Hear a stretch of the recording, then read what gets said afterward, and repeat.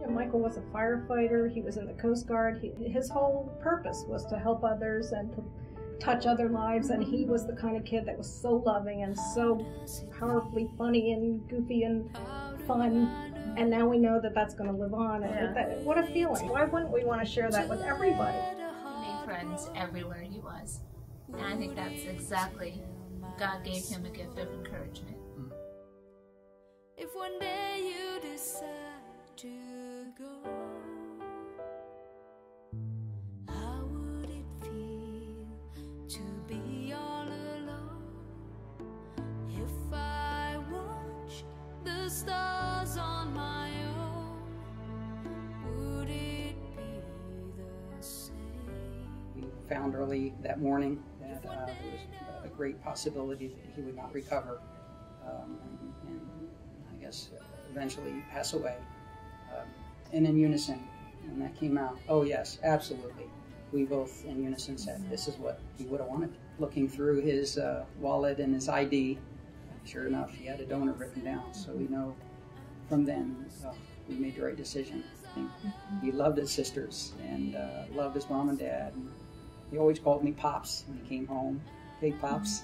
He says, Pops, I can't wait to come up and show you. I'm going to show you some cool moves. And it's an honor to have a son like that.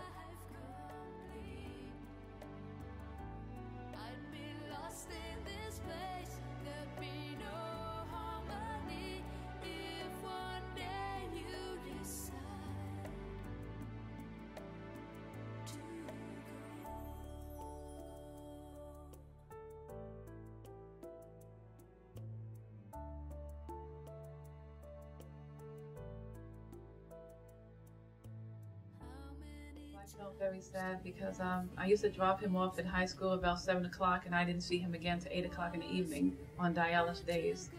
He came back, he was just so thin and just so sad, you know, no energy. So it was very difficult for the family. The doctors told me like it would be like very hard, very difficult for me to get a kidney. I mean, I believe in miracles, and I believe that that's exactly what he's a product of, a miracle.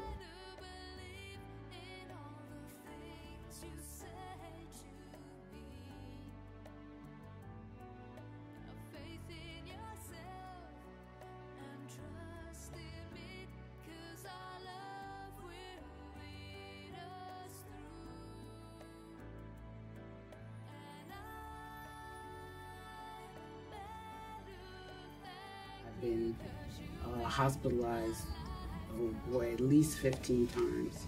My first hospitalization was in 2003. I went into the hospital originally, I was 93 pounds. I was in bad shape. She was in the hospital in the city, and I worked an hour and a half away. It was an hour and a half trip every single day after work. I'd get home at 11:30, 12 o'clock at night, get up in the morning at 6:15 and go to work again and do it all over again. I knew that if I would get a heart, that I would be better. I never for once thought that I would pass away or I never felt that way. I always felt that it was going to be a good thing and that it was going to work out.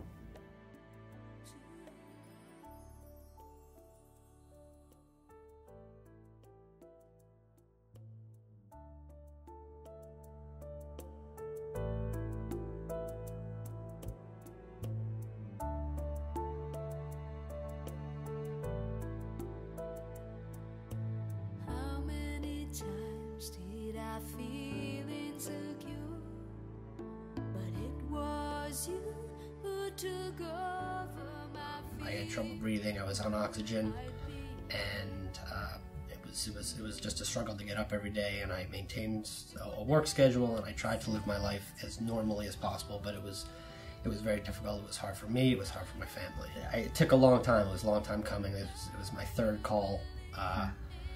And I'd been to the hospital 2 other times, and finally on the third try, you know, they bring you upstairs to a waiting room, and you're waiting all day, and they're giving you medication, and they bring you down to the operating room, and it's not until really a couple minutes before you actually go into the operating room that you know that this is going to happen, and you say a prayer, and you say goodbye to your family, and it's just it's incredible, and you know just then you wake up, and the minute I woke up, I felt different. I felt much better. The plan isn't special. It's just to live my life to the fullest, and just give thanks to the donor family, and just remember it's what a gift I have.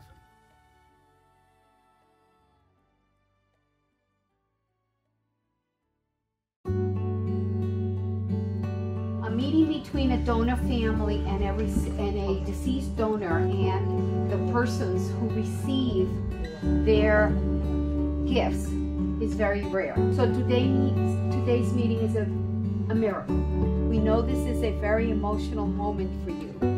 It is a very emotional moment for everybody involved, and a moment that can't be forgotten. In a few moments, the family of your donor, Michael Bovill, will enter the room. You're about to meet the family that said yes to organ donation. So now the time has come.